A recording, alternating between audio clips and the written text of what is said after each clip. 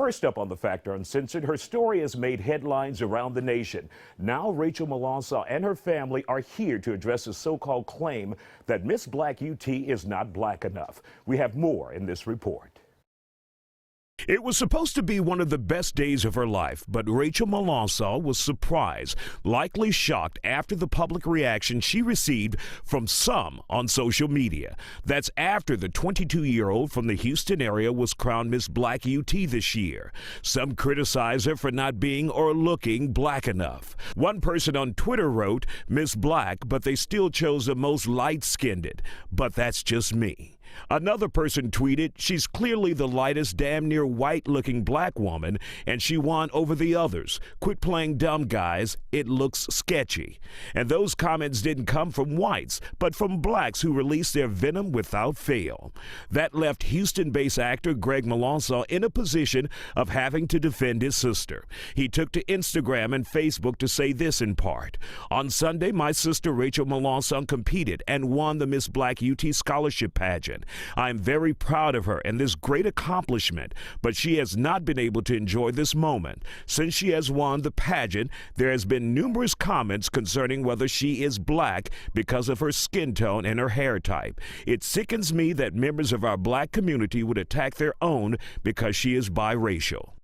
Now, Rachel and her two brothers, Greg and Lorenzo Melanson, now join us here on The Factor Uncensored. So, Rachel, when you realized you had won and then you saw these comments coming in on social media, what was that like for you?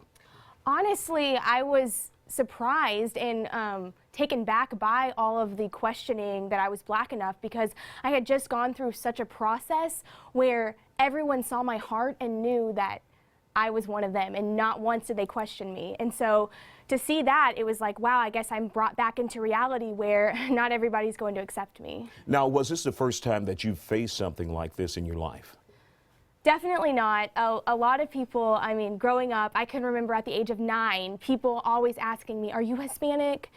Are you adopted? Like, what are you?" And so finally, I took a leap of faith and decided to do the pageant, and I finally felt for once, you know, I am black enough. I don't have to prove myself. And then all of this came up, and wow, but now I have a bigger platform to be able to show people that we all come in different shades. So how do you maintain after getting so much negativity from people you don't even know?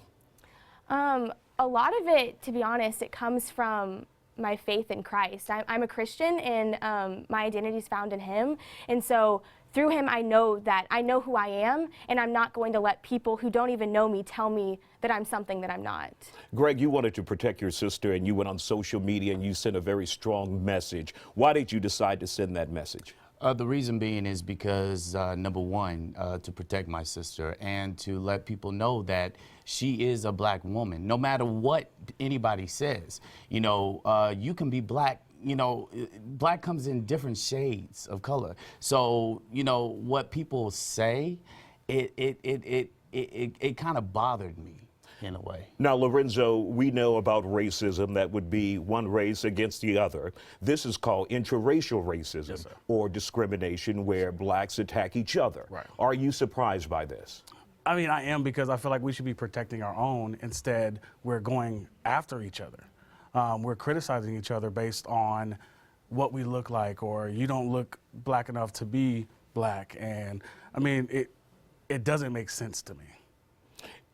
Rachel, let me ask you this. Do you at all, can you at least in some form or fashion see where some people could be coming with this, coming from with this? Go ahead. Absolutely. I was actually talking to someone about this earlier today, that, you know, colorism does exist, and there have been in the past and present where people of lighter skin do sometimes receive benefits, but the thing is that's not relevant to the pageant. If you were not at the pageant, then how can you say that I only earned the title based off of my look? That's where the problem comes in, but I understand where people are coming from. It's just, I don't believe that's what played the part in the pageant. What kind of support have you received from around the country after this? And have you still received negativity from around the country?